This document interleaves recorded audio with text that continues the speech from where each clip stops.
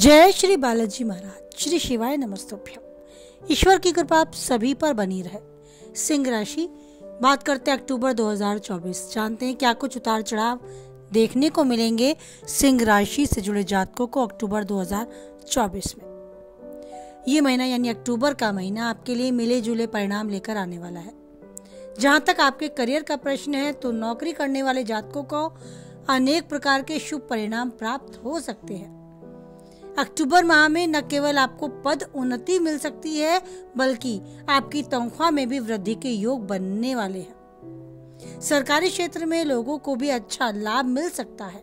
व्यापार करने वाले जातकों को अपनी दिशा निर्देशों को कड़ाई के साथ पालन करना होगा। इससे आपको और बेहतर नतीजों की प्राप्ति के योग बनते नजर आएंगे। आपका व्यापार भी अच्छी प्रगति पर रहेगा। प्रेम संबंध में उतार चढ़ाव के बावजूद रिश्तों में प्रेम बना रहेगा, लेकिन आपके व्यवहार को नियंत्रण में आपको रखना होगा। वैवाहिक संबंधों में चुनौतीपूर्ण समय रहेगा, फिर भी आप अपनी साझेदारी में स्थिति को संभाल पाएंगे। स्वास्थ्य की दृष्टि से देखा जाए तो अक्टूबर 2024 थोड़ा कमजोर रह सकता है।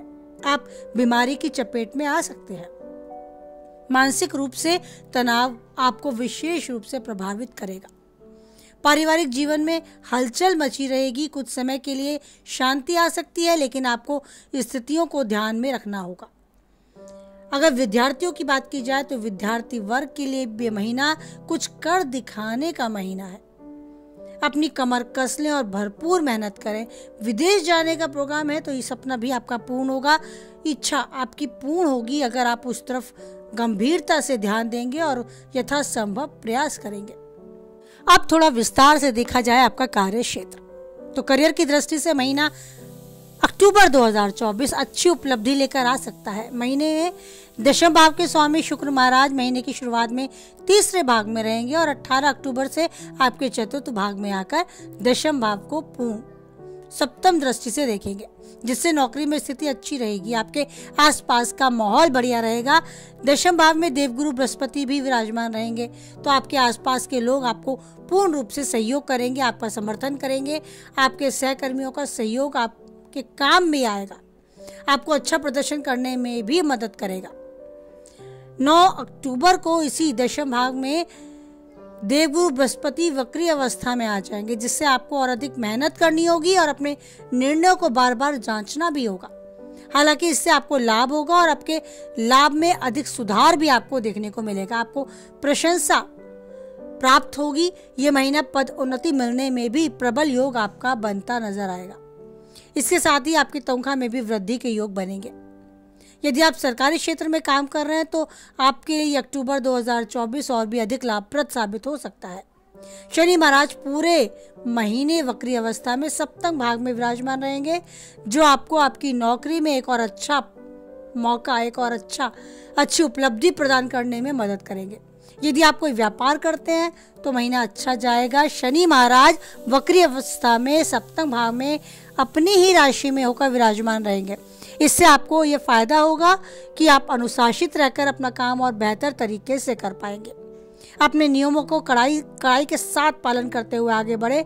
आपको प्रशंसा मिलेगी, बाजार में आपकी साख बढ़ेगी और कुछ अच्छा करने के लिए आप आगे बढ़ेंगे। साथ ही अच्छे परिणामों की प्राप्ति के भी योग आपको बनते नजर आएंगे। हालांकि आपको अपने अधीन काम करने वालों के साथ अच्छा व्यवहार करना होगा, तभी आपको शनिदेव अच्छा परिणाम प्रदान करेंगे। आपको व्यवसाय में उन्नति धीरे धीरे होती नजर आएगी, लेकिन पक्के तौर पर, इसीलिए थोड़ा धैर्य और सामंजस्य बनाकर रखना होगा। व्यापार सही दिशा में उन्नति की ओर बढ़ेगा। स्वास्थ्य यानी सेहत, ये महीना अक्टूबर 2024 का महीना स्वास्थ्य की दृष्टि से कुछ कमजोर दशाएं दिखाता है। आपकी राशि स्वामी सूर्य महाराज पूरे महीने की शुरुआत में आपके दूसरे भाग में बुध और केतु के साथ विराजमान रहेंगे। अष्टम भाव में बैठे हुए महाराज, दशम भाव में बैठे हुए बृहस्पति और एकादश भाव में बैठे मंगल की पूर्ण दृष्टि उन पर होगी। इससे स्वास्थ्य समस्याओं की स्थिति बढ़ती नजर आएगी। आपको आंखों से संबंधित कोई समस्या, पेट से संबंधित कोई बीमारी परेशान कर सकती है। महीने के उत्तरार्ध में सूर्य तुला राशि में आपके तीसरे भाग में चले जाएंगे। तब इन समस्याओं में थोड़ी कमी आपको आती नजर आएगी।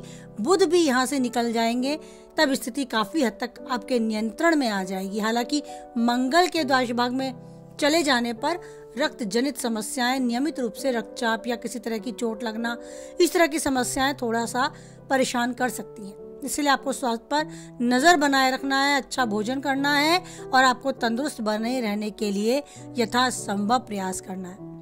प्रेम व वैवाहिक जीवन, आपके प्रेमी जीवन और वैवाहिक जीवन की अगर बात की जाए तो पंचम भाग के स्वामी बृहस्पति महाराज पूरे महीने आपके दशम भाग में रहेंगे।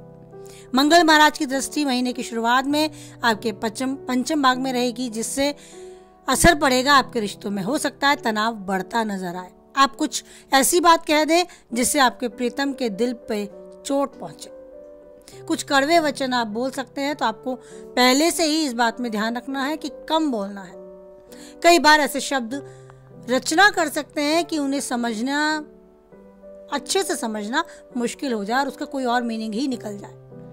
आप इन सभी स्थितियों से बचने के लिए कम बातचीत करें, जितना बोले साफ और स्पष्ट बोले।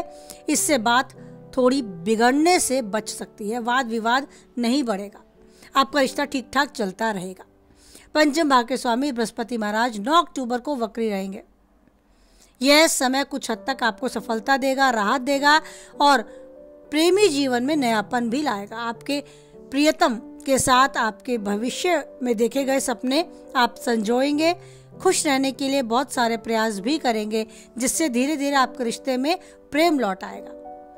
वैवाहिक जातकों की बात करें तो पूरे महीने शनि महाराज अपनी ही राशि कुंभ में वक्री अवस्था में सप्तम भाव में विराजमान होंगे। इसके अतिरिक्त महीने की शुरुआत में किसी भी ग्रह की दृष्टि सप्तम भाव में नहीं रहेगी। इससे आप अपने वैवाहिक जीवन में एक संतुलन बनाकर रहेंगे और इससे परिस्थितियां नियंत्रण में भी रहेंगी।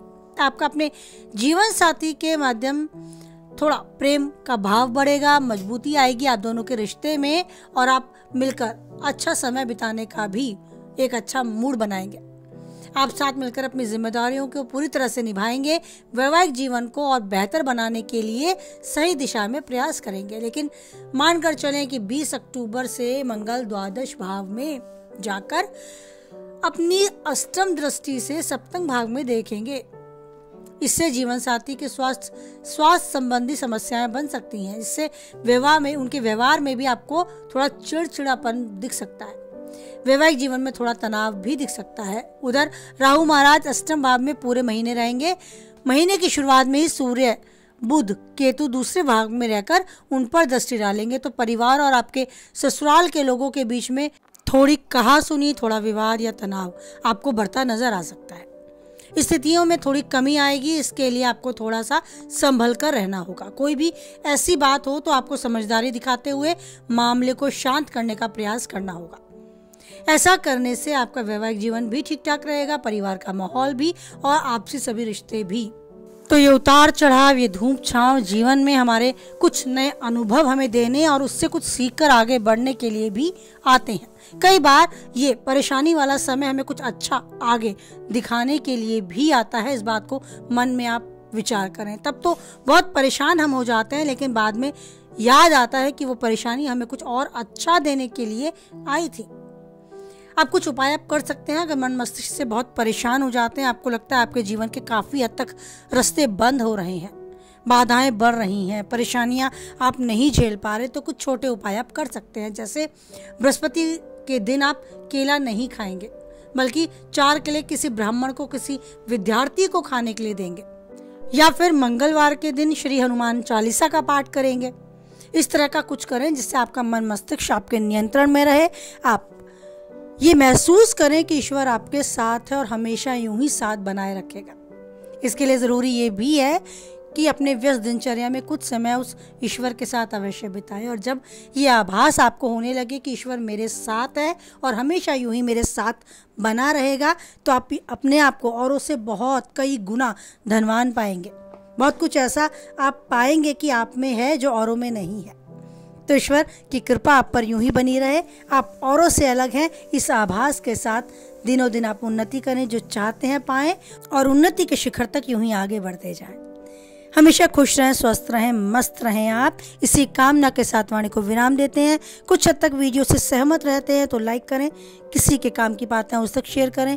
पहली बार चैनल पर हैं, बने रहना चाहते हैं तो चैनल को सब्सक्राइब भी करें और बनाए रखें ईश्वर पर अटूट विश्वास, क्योंकि वही एक है जो किसी भी परिस्थिति में नहीं छोड़ता है हम सबका साथ। तो भरोसे को और दृढ़ करते हुए बोले एक बार, जय बालाजी महाराज, जय माता दी।